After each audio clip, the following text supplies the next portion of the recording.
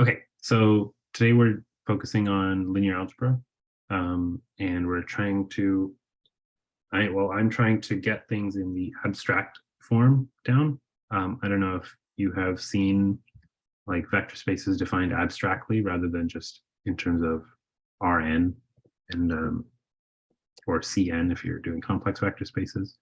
But I'll go over the definition very briefly, but I'm also like trying to work in more examples this time because that's something I wanted to do last time, which I realized I didn't do as much. Okay, but so I'm starting with the matrix multiplication and stuff. So this is part 0. So just some examples of matrices. This is maybe a good starting point for linear algebra, and then we move on to the concrete version. So this is the concrete version of linear algebra, and then we move on to the abstract version right after this, right? So just as a reminder with matrices, right? Matrices are just these blocks of numbers, and we call it a 2x3 matrix if it has height 2 and width 3, so 2 rows and 3 columns, right? So these are some examples. This is a vector. A vector you can think of as a n×1 matrix, right? Usually if you want to be thinking of vectors as these matrix form, you want to stick to just either using column vectors everywhere or row vectors everywhere. And so I think typically we want to use column vectors everywhere because then matrix multiplication will work by like the matrix acts on this column vector. Usually we act on column vectors.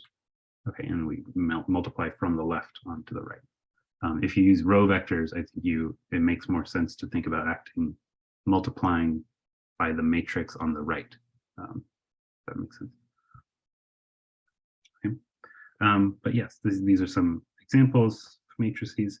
Here's just some notational conventional put down, right? So if we have a matrix A, and we would just want to refer to the matrix with, and we know the entries are Aij, we write something like Aij and then these parentheses, or sometimes Aij, and we write the range of what I and j can be. Okay, and so here I have I as the row number going from 1 to m. So these are m by n matrices, right? And then j goes from 1 to n is the column number. Okay, and these are two different ways I might write like a vector with these abstract entries with like indices on the Aij sort of thing going on. Okay, so I just wanted to give you two conventions that you might see. Okay, and by this I just mean like where are the numbers, which numbers are changing as you go to the right, like it's 1 1 and then 1 2 and then 1 n, then 2 1 2 2. Like here the first number is the row number. I think that's typically the way we want to think about it. Okay, and the reason for this is when we do matrix multiplication, sometimes you just know there is a matrix and it has these abstract entries, Aij, and we want to write down the matrix multiplication and work with it in some proof, say, right? And so how do you work with matrix multiplication when you just know the matrix entries abstractly? Well, okay, so you have a matrix, you have an m by n matrix A, and then you have an n by p matrix B. And so to describe the product is a new matrix, and I want to describe the entries of the new matrix. So you just say, okay, the ijth entry is defined by, and this is matrix multiplication, is you take aik and bkj, these are just numbers, right? So once you're talking about entries, these are all just real numbers here. And you're multiplying them, and then you're summing over k, okay? So this is, if you go through and look at what you're doing, you're fixing maybe this is ith entry, or sorry, it's ith row and the jth column. Okay, this is a little confusing. Okay, so I'll write some new matrices here. But here's A, here's B, and what you're doing here is you're fixing the ith column somewhere over here, and you're fixing the jth row somewhere over here, right? And when you do this summation over k, you're taking the ith row which consists of all these AIKs, where K ranges from 1 through N. And you're dotting with the vector that is this column, right? So these are all the B, K, J's. Okay, I didn't leave myself enough space to put it in there, but okay, where K ranges from 1 through N. Okay, and this is what, if you remember matrix multiplication, you take a row here and a column here, and you dot the two vectors together. So you multiply each entry together, and then you add them up. Right? And that's exactly what you're doing here. All right, any questions so far? This is hopefully a review of matrix multiplication, which maybe you haven't seen in a long time. I mean, when's the last time they multiplied matrices explicitly? I don't know.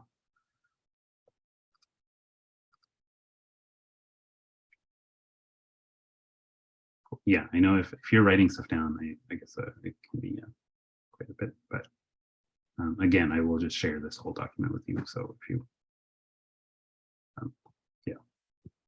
Okay. Cool. So let's move on to actually doing things abstractly, right? And that means we don't have coordinates or components, and we don't have matrices. We'll just think of, and we don't have vectors like written out in terms of these components. We just have vectors, just thought of generally as like maybe arrows in some space or something like that, right? And that is in, you know, well, we'll get to the picture a little bit below, but yeah. Okay, so the general vector space, we want to start with let F be a field. And typically we're just going to take F to be equal to R later on. So you can just think of R everywhere and just maybe omit it and think of this is a real vector of spaces. But I wanted to just say let F be a field because, you know, vector spaces come up everywhere. Okay. So an F vector space is a set V with two operations. We have addition and we have scalar multiplication. And the addition has all the axioms necessary to make V into an abelian group. So I wrote them out here. These are the three group axioms for a binary operation. And abelian means that the operation is commutative. So hopefully we remember what an abelian group is. I'm going to assume that we've seen that before. But if not, I have the axioms up here. And then we have an operation called scalar multiplication, which is the multiplication takes a scalar from F and a vector from V and spits out another vector that is scaled up by that constant, right? And it satisfies some axioms. If you take the unit in V, if you take the unit in F and multiply by V, you get V. And then there's just some algebraic operations that make sense when writing the scaling down, right? So this is kind of an associativity, but these are both scaling operations, and this is multiplication inside of F. And then this is some distributive property of scalars over vectors. This is some distributive property of vectors over scalars in some way. Right. I guess I'm also assuming we remember what a field is, but does anyone want a refresher on what a field is just very quickly, right? Or can anyone very quickly tell me a quick definition of a field?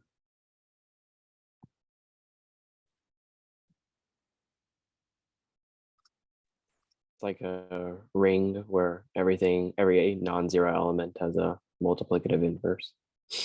Yeah, exactly. For every non-zero element has an inverse, a multiplicative inverse. Yeah.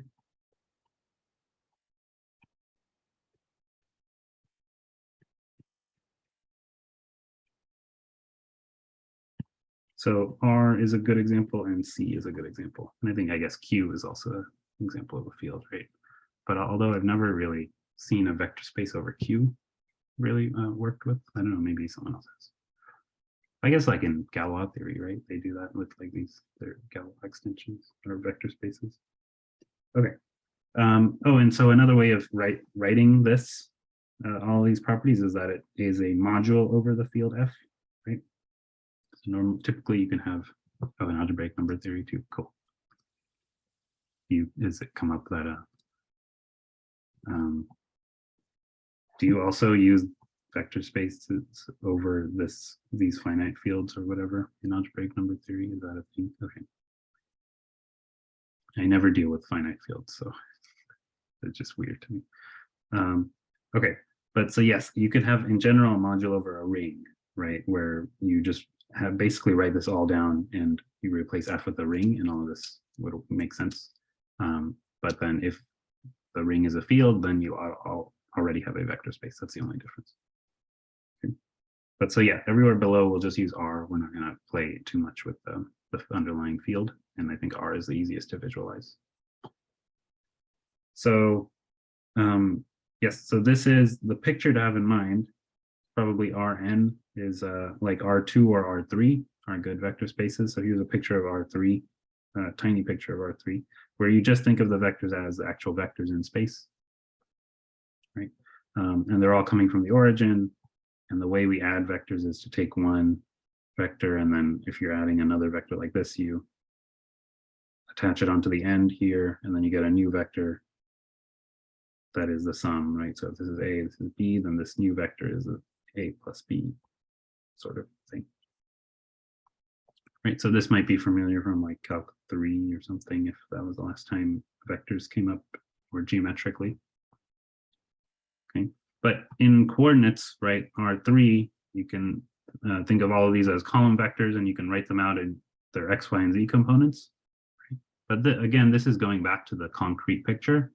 And so sometimes it will help to just think of vectors very abstractly and not use coordinates, okay, especially for geometry class. So you should know that this is an example. Rn is an example of a vector space, and Rn has a particular coordinate system that makes it easy to write stuff down. But in general, you could just be working with vectors v and w, and you might have to just add stuff together without knowing what the components are or anything. Okay. So here's some more examples. The space of m by n matrices forms a vector space. Oh, and here I have these written down as just like, here's the addition, here's the multiplication. I don't think this is too new to one, but I have them written down in case they need a refresher, right? But this is like scalar multiplication. So when I write this, something like this, I have lambda as an R, something like that. Okay. Actually, all of these entries are in R as well, right? So this is R3. Okay, but the space of m by n matrices also forms a vector space. And here you're not worrying about matrix multiplication at all. You're just using addition of matrices, which happens component-wise or entry-wise, as I wrote down here. And then there's also the scalar multiplication, which just scales each of the entries. And really, this is the same as just Rm times n, but it's just drawn differently or something, right? Like really, this is one big 4 vector, right? It's just I put the entries up to the right instead of completely in a column. But as a vector space, it works the same way, right? Okay. So here's another one, R infinity. There might be a better name for it actually, but I just wrote down R infinity. It's just sequences of real numbers. And so maybe I should have drawn these also as columns, but they would be infinite columns. And so, as sequences, I just put them as infinite tuples, sort of. Also, just so I could fit it on this page. And so this also is a vector space with the same sort of operations, right? They just add component-wise. So if you take these two sequences, you can add the two sequences together. And here I didn't make any restrictions about like sequences that go to 0 and finitely many elements, like all but finitely elements are non-zero or something, right? Or sorry, all but finitely many elements are 0, I think is one condition that sometimes you want to work with a space of sequences like that. So that would be a different vector space, but this is one example of a vector space. Right. And this one is an example of an infinite dimensional vector space, right? And we'll get to dimension in a little bit. But okay, then we have some more. These are also infinite dimensional examples. But if you have, say, some topological space X, and you define the space of continuous functions from x to r, you can, R is taken with its normal topology, right? You can take this set of functions, and this will also be a vector space. You kind of have to check some things here, right? So you have to check if you add these two functions given by this rule, where f plus g vector is given by f at x is given by f of x plus g of x, right? You have to check that this is a continuous function. And I think that's like some theorem, the sum of two continuous functions will be continuous, and the scaling of two continuous functions will be continuous, right? And so it has to be kind of, you have to think about this thing like in abelian groups, when you're considering like subgroups of some bigger space, is it like closed under the operation? This is what I'm saying here, right? So if you add two continuous functions, you stay in the space of continuous functions. Here's a modified version of the above one. If you just take C infinity XR, this is the notation for smooth functions from X to R, where smooth means you can take infinitely many derivatives of F. And so here X maybe is some region of Rn, or once you know some smooth manifold theory, it makes sense to say this about a smooth manifold X, which of course, like, you will learn about in the class, assuming you know what a smooth manifold is already, but it makes sense to think about functions which are infinitely differentiable. And then you can imagine if you have two infinitely differentiable functions and you add them together, the result will probably be infinite differentiable as well.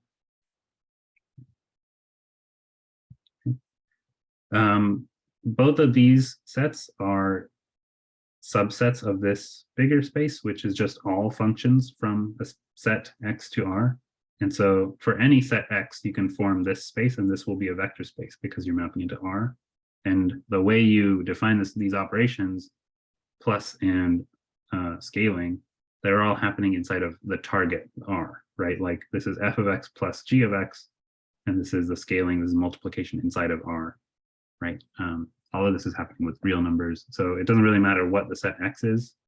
You can give this set the structure of a vector space. Okay. So that's kind of interesting, I think. Okay. So yes, here I wrote down these things appear from these sequences, these spaces of functions. Usually spaces of functions are the infinite dimensional vector spaces. Okay. And something like this is a subspace of this vector space. So the next thing I'm talking about is a subspace. But before I go on there, any questions about these examples before I do subspace stuff?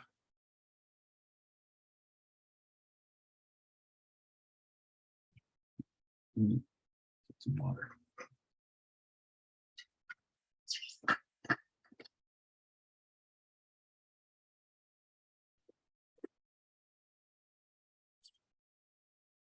Okay. So let's talk about some subspaces. They are just what you think they are, I think. It's a subset, which is also a vector space, right? So whenever we have a sub-object of something, at least with these basic types of objects, it's always defined in this similar way, right? Like a subgroup or a subring or something like that, right? I don't know anything about the category version of sub-object, but I should probably stop talking about that. Anyway, subspace of a vector space V is a subset W that is also a vector space itself. And so you can write this out in more detail, and you'll probably get something like the operations are closed. Like if you add two vectors in W, you'll end up in W itself. If you scale a vector in W, you should end up in W itself. But this is an alternate way of writing exactly those statements. And so some examples in R3 to picture are always, there's planes are a good, they are two-dimensional subspaces. And so it's like you take some two vectors and you take their span, if you remember what that word is. But well, actually we will talk about span a little bit. But if you take the plane formed by those two vectors, right? Like how to like stretch those vectors out and kind of like here in the XY plane, this is going to be the span of the X unit vector and the y unit vector. Right. So planes are good examples of subspaces, and then also just like single lines. If you fix any random vector v, then you take the line going through v, that will be one big subspace. So these are two different examples of subspaces, right? But if you just take the union of this plane and this line, this will not be a subspace, right? Because you can add maybe v plus some vector that looks like this, and you'll end up with something v plus some random vector here. You'll end up, this is off the plane because v is sticking up out of the plane, but it's not on the line in v, right? So it's not in this union of this plane and this line. So this is not in the subspace itself. So this union doesn't work, right? So you can't union subspaces together and get a subspace, but you can intersect subspaces and get a subspace. Here, if you intersected the two, you would just get 0, and that's technically a subspace. It'll be 0-dimensional subspace. Okay, so this procedure of taking a vector and then taking the line through it is part of a bigger general procedure called taking the span of a vector, right? So in this case, we have a one-dimensional subspace formed by the span of one vector, and this notation is for the span of v. Right? So this is also called the span of just v. And it's formed by the set of all scaled multiples of v, right? Okay, so we can do this more generally, which is if you have any set of vectors in v, you can form the subspace spanned by those vectors, and we write it like this, or you can write out span of the set v1 through vk.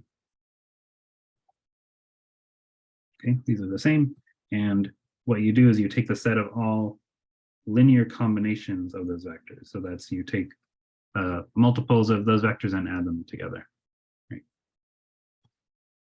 Right, so this kind of thing is called a linear combination, where these lambdas are in all their scalars. Okay, does this make sense so far? So this thing that you generate, right, you take a few vectors, then you write down this bracket thing. This is a subspace, right? So maybe that's a statement to prove, but the set of linear combinations of some vectors forms a subspace of your vector space. It could be the entire subspace, could be the entire vector space itself, or it could just be a proper subspace. Okay, we good so far? It's okay. Cool. Okay, so I'm slowly working my way towards basis and dimension, so that's where I'm headed. If you're trying to keep track of where I'm going. Yes, so subspaces, basis and dimension, and then we're going to talk about, like, using a basis. We'll talk about coordinates of a vector. Okay, so a new property is called linear independence. Okay, if we just have any set inside of a vector space, it doesn't have to be a subspace. A set is called linearly independent if for every set of vectors in S and every set of scales, right? If we take this linear combination and it equals 0, then this implies that every single scalar is 0. Okay, so this is linear independence. And then there's a negation of this that tells you that the set is linearly dependent or something. Okay. And so the way to understand this, just in terms of these algebraic statements, right? If this linear combination is 0, then the scales have to be 0. Right, this says that, if one of these weren't 0, you could actually solve for that vector, right? So if lambda I was non-zero, you could go in and write vi is 1 over lambda I. Well, maybe there's a minus sign, right? Maybe because you move it over to the other side.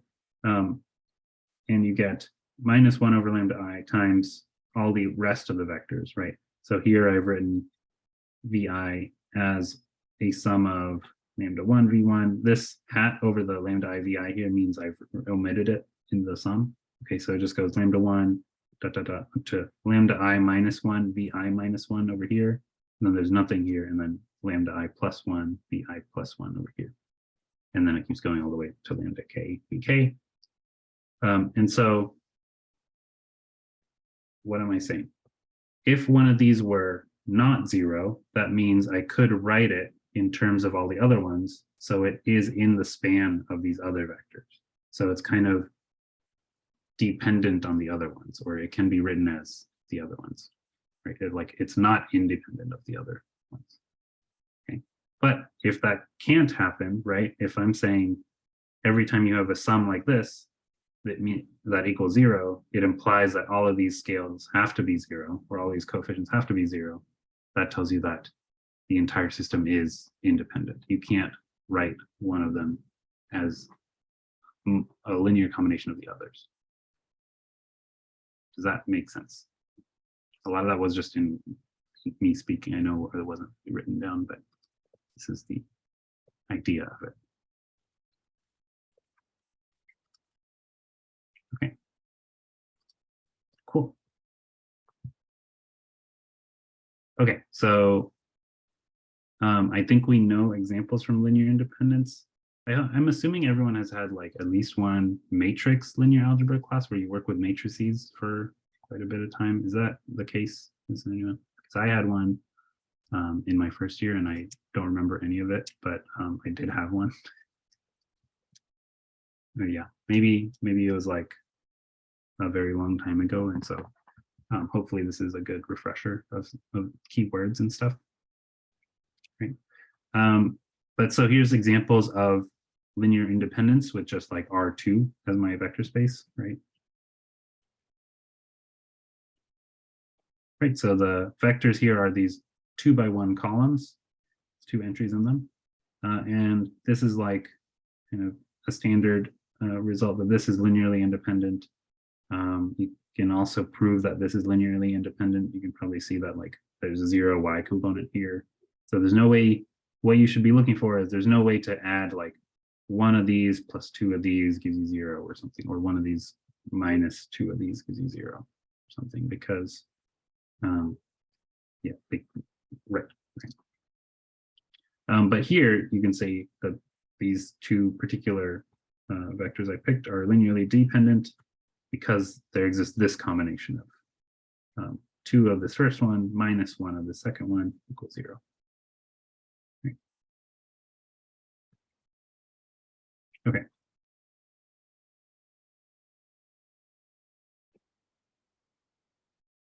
Okay, so let's define a basis. A basis for B or for V is a set, which I will call B, which satisfies 2 properties. Okay, one is that B is linearly independent, right? So no one vector can be written as the span of another of the other vectors in B. Okay? And 2, B spans V. Okay, so this tells you that every single, well, okay, what is a span of B again, right? Remember, the span of B is this bracket thing, right? And it's defined as the set of all linear combinations. I'm going to say actually finite linear combinations. I'm not making a distinction at the moment between finite dimensional and infinite dimensional vector spaces because we don't know what dimension is yet technically at the moment. But I'm going to write down it's a set of all finite linear combinations of vectors in B. Okay, so yes, so this term that we saw a little bit before. And if this thing is equal to V, that means that every element in V can be written as a linear combination of elements in B, right? So these are vectors in B, and these are numbers, right? Okay, so this kind of says that the span of B covers all of V, and this is supposed to tell you that there's no kind of wasted information, like there's not overlap of the vectors. Like you can't just get rid of one of the vectors and still have enough information. Right? Okay, so with these 2 properties exactly, the key point about a basis is that once you have a basis, every vector in V can be written uniquely as a linear combination of vectors in V, right? So if you look at this statement a little carefully, if you remove the word uniquely and just look at the statement, every vector in V can be written as a linear combination of vectors in V. This is just the statement that B spans V, right? The span of B is equal to V. Okay? But then by linear independence, this ensures a property that the thing you write down is there's only one way to do it. Okay? And it's an interesting exercise to go in and prove that thing. So I would suggest all these things that I write down as like propositions and say that this requires a proof. They're actually nice little exercises to make sure you understand all the definitions, linear independence abstractly and stuff. Okay. All right, does basis make sense so far? This is maybe the key property of a basis that you want to be thinking about.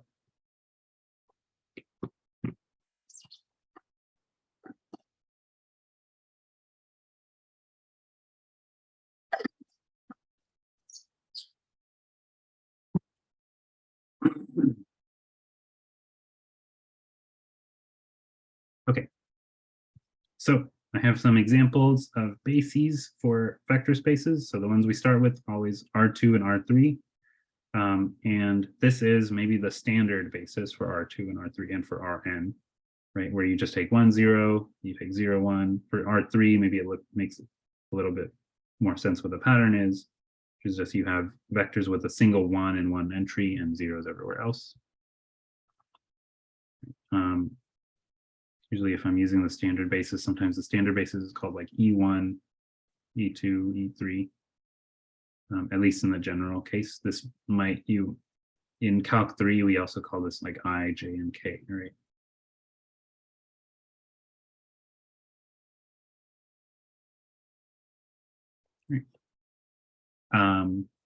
Yes.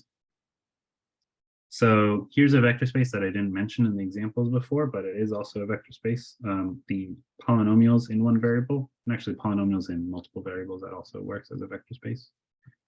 So this is a vector space, right? If you add two polynomials together, you get another polynomial. And it is infinite dimensional because there's there's infinite degrees of polynomials. So you can say x to the n, x to the n plus 1, x to the n plus 2, right? All the way to infinity gives you an infinite number of, and you can prove they are like independent polynomials. And this set of just powers of x will be a basis for the polynomials, right? So it's important to note that there's other bases that work too. I think I have a little bit about that a little later. Just make sure. Yeah, I have a tiny bit maybe like on the next page, but yeah, so these are some examples of common bases that you might work with, right? Right, but you can even see right here, right, every polynomial, I've already written it as a linear combination of powers of x, right? That's what a polynomial is. It's almost by definition, it says it's something you can write as in terms of this basis. Right. Okay. So once we have the notion of a basis, we can define what the dimension of V is. Right? So the dimension of V is just the cardinality of any basis you put down for V. Right. So again, basis is not a unique thing. There's plenty of different bases you can choose for a vector space. And this stuff requires verification that this thing is well defined, this dimension, because I could pick one basis and then I pick another basis. And what if they have different cardinality? Well, you have to prove that no matter what basis you pick for a vector space, they will have the same cardinality. That's a proof you can write down. Right. But I won't go in and prove that. I'll just assume that this makes sense to begin with, and this is what the dimension is, right? And so this makes it so that the dimension of Rn or R3 is 3, the dimension for Rn is n, whatever n is, and you can just use this standard basis for Rn, where you just have one entry in each component. then it's pretty clear that the dimension works out the way we want it to, right? We want this to be three-dimensional as we define it, right? Okay, and so from now on, let's only work with finite dimensional vector spaces. But infinite dimensional vector spaces will come up even in the manifolds class, especially with like you have the space of smooth functions on your manifold, you have the space of vector fields on your manifold, things like that. These are finite dimensional spaces, especially where things can be different at different points of your manifold, and you can see how there are infinitely many independent directions you could go in. Okay. So I wrote this down again. This is the same proposition from before, so there's nothing new here. But so if we have a basis for V, every vector in V can be written uniquely as a linear combination. So I just wrote out what that means. So if you pick a V inside of V, this is, if you pick a little v inside of big V, then V can be written as this combination. And this is a unique expression for V in terms of these vectors. B. Oh, so I guess I should also write this out, that I'm defining B to be the set B1 through BK. I guess I usually make the dimension equal to n, so I'm going to change all these to n. That's okay with me. Go all the way to the n, 1 to n, Pn. Okay. And so these numbers, the lambda i's, right? The b's are already given to us in this big set B. The lambda i's are what determine the vector V, right? So these uniquely describe the vector V. These numbers are called the coordinates of V in the basis B, okay? Or the components in the basis B, right? And the reasoning is we can kind of draw a connection from the abstract vector V and the column vector with entries lambda 1, lambda n, lambda 1 through lambda n. And these kind of represent the same thing, right? So I think I wrote it down a little bit later, but this will give us a kind of an isomorphism of vector spaces in components. Right. So this is a picture from like abstract vector space to concrete vector space. Okay. And that the process is you pick a basis and then you write things out in terms of that basis. Okay, so this is part of a bigger process that's like you have some abstract object and you put coordinates or a basis onto your space, and then writing things out in terms of that basis gives you a concrete picture of your thing, right? But of course you could pick different bases and you could get different concrete pictures of the same object. Okay, so this is a very big theme in just geometry itself. And so this is why I'm kind of stressing it a little bit here, okay, in the linear algebra picture. So it's important to understand that whole process in linear algebra, and so that when you see it in the geometrics and on manifolds, it's kind of not new to you. Okay, so an example in Rn, I can take this standard basis. I'll let EI define this thing with the 1 in the ith row, as I did this a little bit before. Then each vector you can, okay, so here I'm assuming the vector is the vector v1, v2, v3. You can see can be written as the linear combination of e1, e2, and e3 by just picking out these, separating out these components, right? So this is kind of maybe the prototype of a basis, right?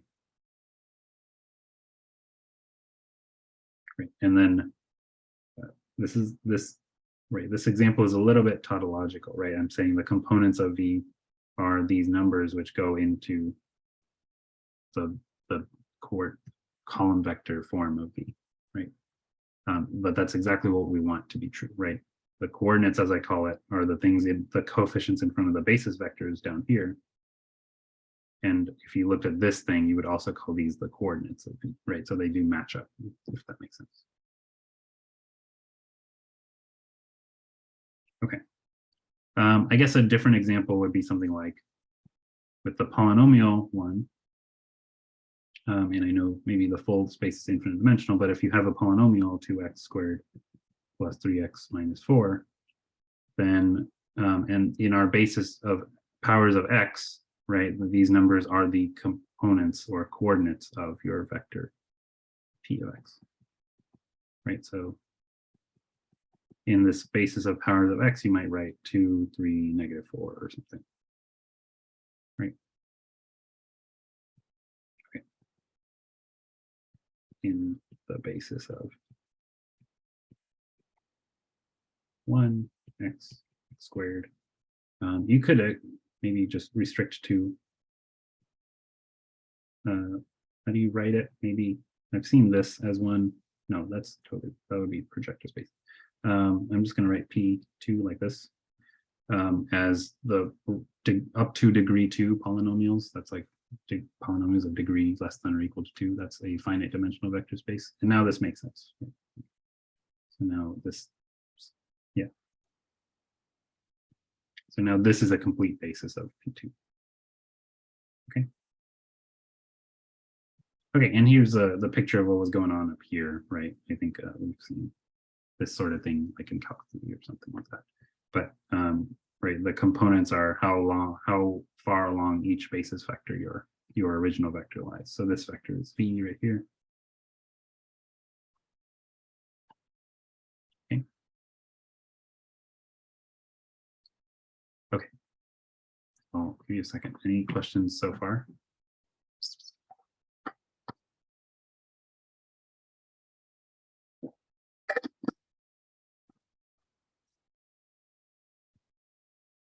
Okay, so let me just make this one quick point and then we'll take a break and then we'll come back. But so as I was saying, other bases can work too.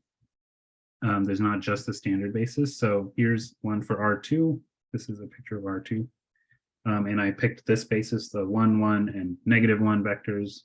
They are linearly independent and they span R2, mostly namely because there's just 2 of them that are linearly independent and they, automatically you get that.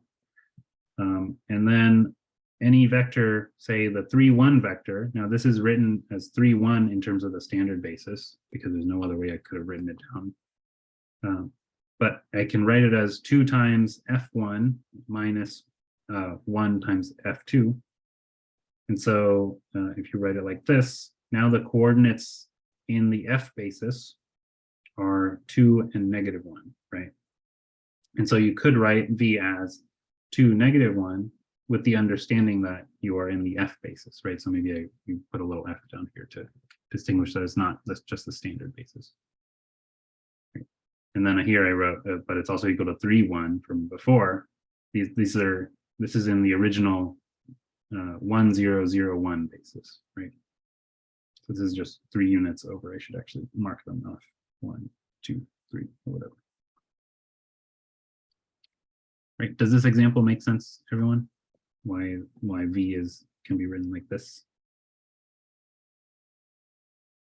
Good. Okay.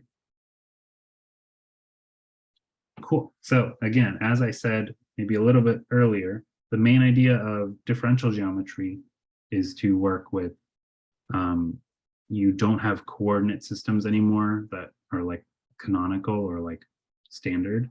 Like in Rn, we have the standard basis, but in smooth manifolds, we don't have a universal coordinate system. Manifolds are objects that, like the sphere or something, right? There's no single coordinate system that will work for the entire space. Okay. Well, you might say it's something like spherical coordinates. So spherical coordinates are kind of like singular at a few points, so we want to avoid stuff like that a little bit. But spherical coordinates works for most of the space, and that's generally what you'll see. You'll see coordinate systems work for some portion of your space, like an open set or something, but it won't work for the entire thing, right? And if it did work for the entire thing, it would just be Rn, right? So we have to work with different coordinate systems, and they're all kind of treated equivalently. Like no one coordinate system is better than another one. Okay, so you have to put down different coordinate systems and be able to change between the two and see how different objects change between coordinate systems. And right, so everything is kind of revolves around this idea of you have to be able to write stuff down that makes sense in different coordinates. Okay, and a basis is a way of putting coordinates on a vector space that doesn't have coordinates to begin with. Okay, and so because it doesn't start with coordinates, you have to pick a basis and then you get coordinates. And there's different ways of getting coordinates, right? So like the standard basis gave me the coordinates that give me a sort of grid pattern like this, right? But then if I take, here, let me finish this grid. But if I were to take F1 and F2 to be my basis, okay, that was actually this is a very bad grid because F2 should have been right here. Yeah, but if I take F1 and F2 to be my basis, this forms like a new sort of grid, right? So this should be something like,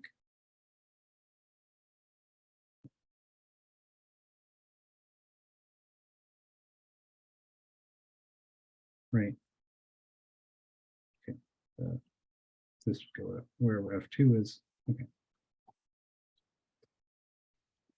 Right, and now you have to be comfortable with switching between the two coordinate systems and writing down how does the vector v change and how do functions defined on your vector space, how do those change and all this stuff. And so I'm not going into that in detail right here, but that is something like that you will go through in the manifolds class. Okay. All right, any questions about that? That's not even talking about vector spaces, that's talking about smooth manifolds, but that's giving you a peek at what's ahead a little bit. Cool. Okay. So yes, so I think the point of this, forgetting to say, was that a basis will give you a set of coordinates on your manifold, right? That's, I mean, sorry, on your vector space, on your manifold. Okay. Okay, so okay, so I think I just have one last thing, and then it starts a new section. So let me just get this thing out of the way, and then we'll take a break. But I also mentioned this a little bit before, which is that, well, let me just read this proposition first. Every finite dimensional vector space is isomorphic to Fn. In our case, F was the field R. So you can just think of this as Rn, right? Where n is the dimension of your vector space, and F here is a field of scalars, you can think of it as R. And the isomorphism is given by you pick a basis, right? So if you have a vector space, you pick a basis, now you can write things as columns of n elements in R, right? Or in F, this field of scalars. And the thing is one that kind of map I wrote down earlier, which is if you take a vector, you can write it uniquely as a linear combination of the basis vectors, right? Once we pick a basis, we can do this. Then those components are what go into this column vector, right? So here's some basic examples that the basis always gets mapped to the standard basis in Fn, right? Okay. But again, there are different choices of basis. So there are different choices of this isomorphism. So these will be isomorphic. And also I haven't defined what isomorphism is, and I will do that once I get to linear maps. But let's assume we know that isomorphism is like these two things are the same. So there are different choices of these isomorphisms. Sorry, these two things are isomorphic, but they are not, it's not a standard isomorphism. So I can't just say, take the coordinates of V. I have to say, take the coordinates of V with respect to this basis or that basis or something. Okay. So this is kind of just reiterating a little bit of what I said before. Okay, does that make sense? Cool. Okay, so let's take a break and then I will get to linear map stuff. This is some stuff that I could have included but didn't, and it's stuff you can look into a little bit more with vector spaces. I'll just leave them up here, and of course you'll have access to these notes, but I didn't talk about quotient spaces, or maybe the one of the biggest ones that will come up a little bit in the manifolds class. So you may want to look into that a little bit later on your own. But it's very similar to like group quotients and stuff. Okay, so I'm going to pause the recording. I'll just hang out here for a little while. Okay. So let's talk about linear maps. And this will be important for tomorrow when we talk about derivatives, because derivatives are in the, when you officially define them, they are linear maps. Okay. And that's something that, like, I don't know if everyone has seen that description of what a derivative is, but that's pretty important to doing differentiable manifolds stuff. Differentiable manifolds and smooth manifolds, these are all the same thing, and this is also what you cover in class 868. So I might mention those words quite a bit. But anyway, so a linear map, right? Again, we're doing everything abstractly, so we can't just write things in coordinates, although I'm not sure what the, I guess you could say a linear map is like a matrix or something. But so a linear map for abstract vector spaces is a map from V to W, but we have V and W are vector spaces over the same field. That is kind of important here. So here they're both real vector spaces, they're both over R. A linear map is one such that f of V1 plus V2 is f of V1 plus f of V2. So it's kind of a homomorphism with respect to this group structure of addition, right? Like the abelian group structure. And then also it respects scalar multiplication. So f of lambda V is equal to lambda times f of V, where lambda is a scalar. And all these V's are vectors. Okay. So this is the linearity property, and it's a very powerful assumption on functions. It's very strong to say that a function is linear. Basically means that it's like completely flat and straight, like a straight line or a plane or something, like its graph is like a plane or something like that. But it's very restricting for a function.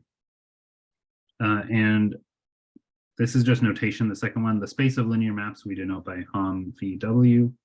I think Hom is just used very generally in algebraic things. But this is like maps from V to W, which respect some kind of structure. Here, the structure is vector space structure. And so respecting that structure means being linear like this. Okay. And then a linear isomorphism is a bijective linear map. I think this is also the same as in the group sense. But here, you know, maybe you might want to specify that it's a vector space isomorphism. But linear kind of says that too, like a linear isomorphism is the same as saying a vector space isomorphism. Another word for vector spaces is just like linear spaces. That's like another way to say it. Linear spaces and linear maps. Okay. So examples for Rn, our favorite example. Let's say we have Rn and Rm. Any m by n matrix is a map from Rn to Rm, and it is linear, right? So by matrix multiplication, this is the way these things act, right? So now we're finally using the matrix multiplication property of matrices. And here I'm acting on the left by the matrix. So this is A, V equals some vector W in the target, right? A times V. And then we reviewed at the beginning how matrix multiplication works. But this is, you can go in and check that this is linear, right? You can add, if you added two vectors V plus another V, can already use W. V plus U will give you A times V plus A times U, right? Okay. And let's see.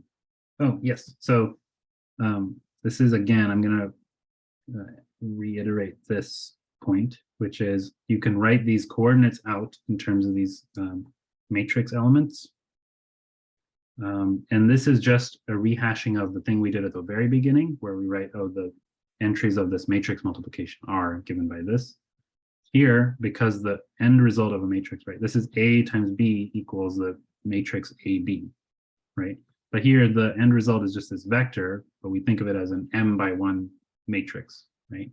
And so if we do that thing where we write out, okay, what are the entries of this m by 1 matrix? It's the sum of, you like take these, take the sort of dot product sum, right? This is the same sum as what I wrote down way at the beginning, right? So if you remember, just to show you again, this thing, if you write it out in just for one of them being like a single column vector or something like that, you will get exactly what I have written down a ways here, right? So this is the same as what I did before. But so what we're doing is we're specifying what is the vector W? Well, it's the vector with the ith component equal to this quantity, right? So all of these are real numbers. This is aik is a real number multiplied by vk is the real number component of v. And then you add them all together and you get the ith component of W, right? And so for I ranging from 1 through m, these are the different components of the vector W. Okay. So I just wanted to stress that, like, even though you don't know what these numbers are, you can still write out the sum quite explicitly for a matrix multiplication, right? This is why this is still pretty concrete, even though all of these numbers are unknown. Okay. Okay. Now, here I just have some actual examples of linear transformations that are just matrices, right? For rotations, there's this common form of a rotation, which is always of this kind of block cosine and sine form. Here, this is like the simplest type of rotation, which is just it's mapping R2 to itself. And this is, you fix some angle theta. This is the matrix that rotates the whole plane by the angle theta. Okay, and this is sometimes if you, I mean, it's a good one to memorize if you are, you know, get into like linear stuff that involves linear transformations. The exact form of a rotation matrix might be a good thing to remember, but you know, I wouldn't bother remembering it until you realize you need to remember it for some stuff. But yeah, this thing rotates every vector by the angle theta, right? And that this turns out to be a linear transformation and has this matrix form. There's also projections that just project onto a subspace or something. I didn't write out a matrix like this, but this is sort of the picture of what's going on. It's kind of a, this is also kind of a wonky little projection here, but you have some vector and then you project it to PV, right? You have V and then you end up with this PV on the subspace. So maybe this is the projection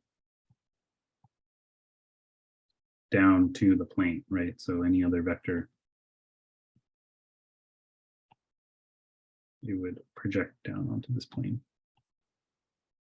You get something like that, right? The point is, these are linear maps. These are examples of linear maps. Here are some more complicated ones for these infinite dimensional spaces that I mentioned, right? Like the space of smooth functions.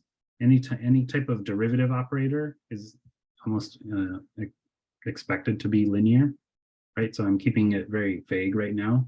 But if D was some kind of derivative operator, we would expect the derivative of the sum of two functions to be just the derivative, the sum of the derivatives of the functions. And also it should pass through just constants, right? You think of these lambdas as just a scalar constant. It's not another function. The derivatives should just pass right through them. Right? So these properties are things you expect for derivatives. And this is maybe a more concrete version of it. If you just think of smooth functions on the real line, then just take the derivative operator that we are familiar with from Calc 1. And this is, for example, the function that maps x squared to 2x. This is a derivative operator. This is a linear map, right? Because x squared plus e to the x maps you to x squared plus, or 2x plus e to the x, which is the derivative of e to the x. Right? And we know the derivative is linear. We also know integration is linear. I didn't write this out in detail, but I think we remember that from calculus. Right? Okay. Any questions about these examples?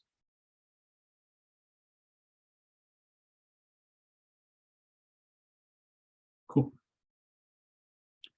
So here are some interesting subspaces that come from a linear map. So let's suppose we have a linear map from V to W, and then we can define these subspaces. So the first one is one that maybe we're familiar with. It's just the range of your map, right? And this is just the same as the range in the set theoretic sense, right? It's just what is f of V? It's a subset of W, but it turns out it's also a subspace, right? So you can go in and prove that f of V is a subspace. Another one is the kernel, which maybe is also a thing in group theory. But in linear algebra, sometimes they call it the null space, but it means the same thing.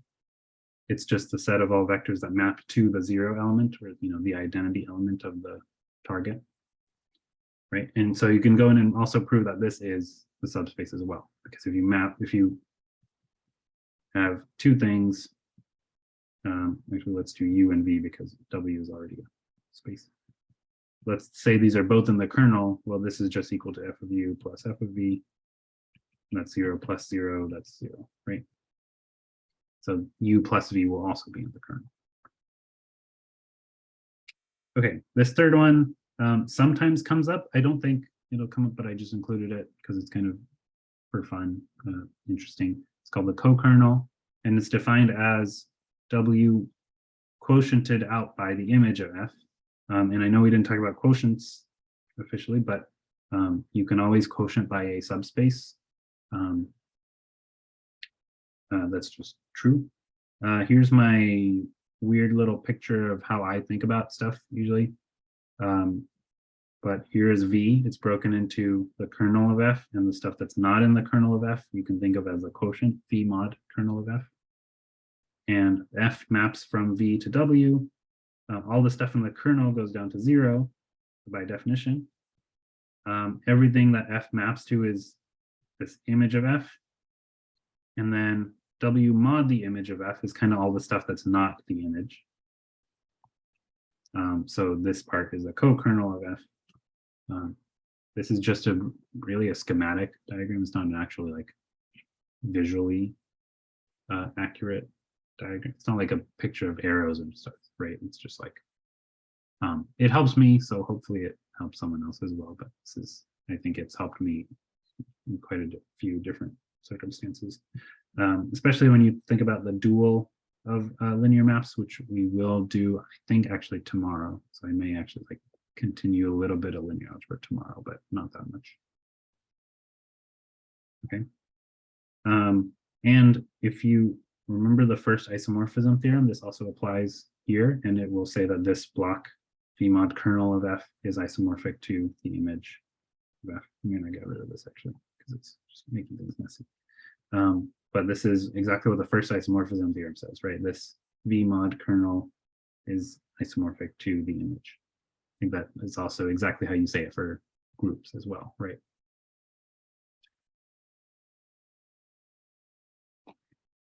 Yeah, I think for quotients, for groups, I think you need that the subgroup is a normal subgroup, if I'm remembering correctly. But in an abelian group, every subgroup is normal, and vector spaces are abelian groups. So the quotient is defined exactly the same way as in the abelian group. And you can quotient by any subspace because it'll be a normal subgroup. That's just a little bit about quotients. But again, feel free to look into quotients a little bit more on your own and just remind yourself how quotients are defined and see how they are defined for vector spaces. Also, if you've heard of the rank nullity theorem, this might be a theorem from like matrix version of linear algebra. This is kind of a manifestation of the first isomorphism theorem. I'm hoping we've all seen the first isomorphism theorem because I feel like it just comes up naturally a lot in the maybe your first abstract algebra class. Right? Okay. I'm forgetting what's next. Okay. Yeah, this is actually the last thing, is that we're talking about matrix representations, and then we'll kind of call it. So we won't really have the whole 2 hours unless people have questions at the end. But okay, so we have a linear map. And again, I'm saying that there is this abstract picture and then there's this concrete picture. And the way you go from the abstract picture to the concrete picture is you pick a basis and you can write stuff out in terms of the basis. Okay, so this is the theme of this section. Right, so matrix representations, I could have also probably called it coordinate or component representation. And these are representations of the linear map. Okay, so this is of the linear map. So it's representing a linear map by a matrix. Okay.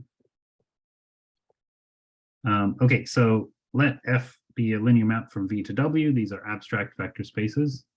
And when I say abstract vector spaces, I just mean they're vector spaces. I don't mean anything special by that. I just mean that they're not explicitly just Rn immediately, right? But once you pick a basis, then you can identify it with Rn, right? And that's what we're just about to do here, right? So let B be a basis for V. And then, so this means that we can write every vector in terms of these B vectors, right? So let little v be a vector in V. And we want to ask, how does F act on V? Can we write it out a little bit more than just F of V, right?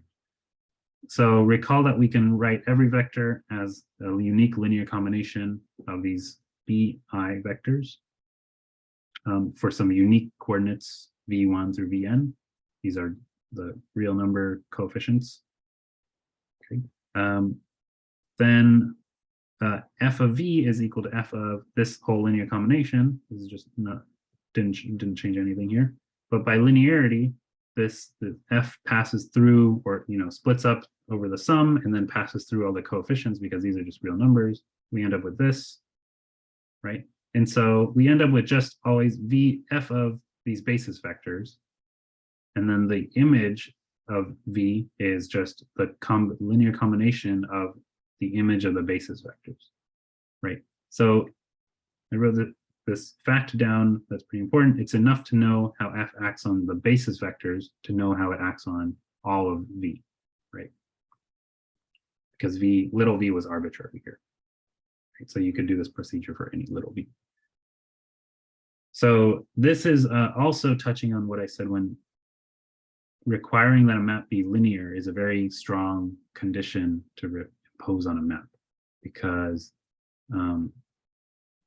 what it says is that I know what F does just by like this small piece of information is, a vector space can be is an infinite set, right? Like there's infinitely many vectors, usually, at least a real vector space has infinitely many vectors in it, right? Because R is infinite. And so what I've done is I've reduced all of the infinite information of this function F down to just finitely many pieces of information. Like this is n pieces of information. Where does it send B1? Where does it send B2? Where does it send Bn? Given that I know all those, I know where it sends every other vector B. Right? And so if I continue, right, so this is maybe just like writing out a little bit explicitly, is that I can write this sort of as a dot product sum or like a matrix multiplication sum, okay, where I write this whole thing as kind of a row vector, matrix multiplied by this V column vector, right? If you write this out, this is exactly the sum you get. Right? But so each of these entries is what determines all of F, right? This is kind of F acting on B.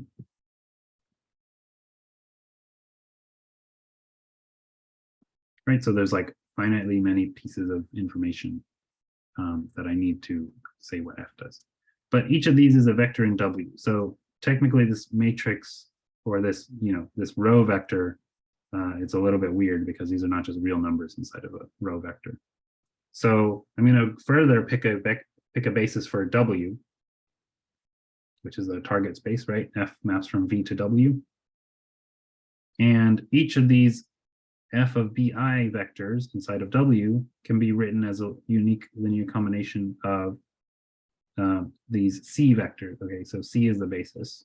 So this is the linear combination of f of bi, right? So each of these will have an I in it that just represents like this whole thing is of f of bi. But these are the components A1i, A2i, AMI. These are the components of the vector f of bi in the basis C. Right? So I could write f of bi as this column vector if I wanted.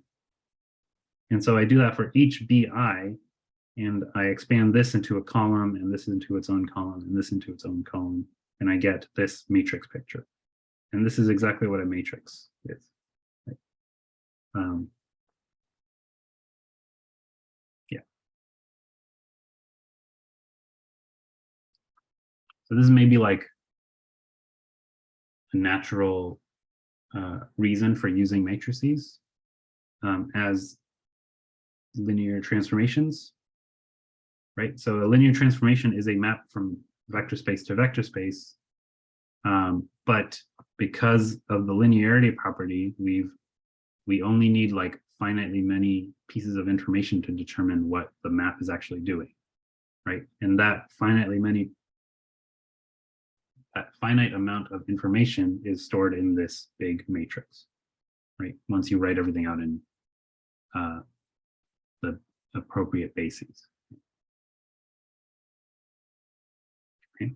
But it's also important to know that I used the basis here, right? I used the basis B to write out this vector. I used the basis B and C to write out this matrix here, right? And so if you write things out in a different basis for everything, the matrix itself will change, and this vector, the components will change, but they are representing the same vector in the abstract vector space. Okay. So this is unique to the vectors, or sorry, this picture is unique to the bases B and C. Okay. So this is continuing this sort of picture of you have an abstract thing, and in coordinates, you have a corresponding object that we're more familiar with maybe from the first linear algebra, maybe class we've seen. And the way to go from the abstract to the coordinate picture is to pick a basis. So with a vector space, you end up with Rn. This is for a real vector space, real and finite dimensional. And a vector maps into a column vector, which is an element of Rn, and linear maps get sent to matrices under these picking bases procedure.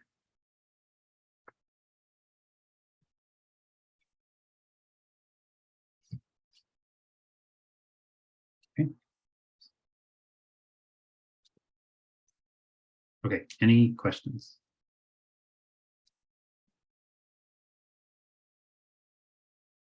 Cool, so that's kind of the end for today. Tomorrow I have a tiny bit on dual spaces that I will write out today. But we'll talk about linear functionals, dual spaces, and the dual map of a linear map, if you haven't seen that also, and what all these things look like in coordinates and stuff like that a little bit. But yes, and then we'll do multivariable calculus stuff, which is very short. It should also not be too long. It shouldn't be the full 2 hours. So, okay. So I'll just end this with saying that the linear algebra book I used to learn from is called Hoffman and Kunze. I think it's just called linear algebra or something like that.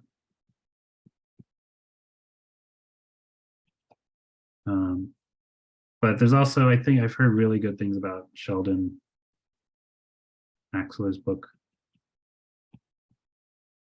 Linear Algebra Done Right, but I have not read it.